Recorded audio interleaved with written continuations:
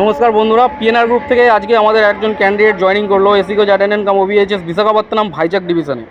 তো সর্বপ্রথম যোগাযোগ পরিচয় করবো ক্যান্ডিডেট। আপনার নামটা কি? সোমনাথ দাস। সোমনাথ দাস। আচ্ছা, আপনি কোথা থেকে এসেছেন?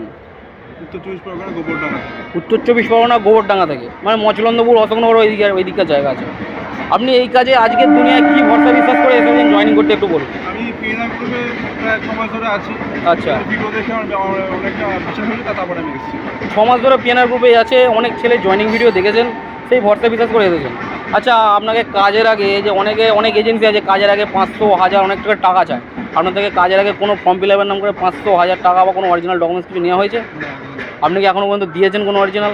আপনাকে কেউ জোর করেছে যাওয়ার জন্য? কেউ করেনি? থেকে অ্যাডভান্স টাকা নিয়ে অরিজিনাল ডকুমেন্ট, এগুলো কি ঠিক? না, আগের থেকে টাকা আমি কেন দেবো?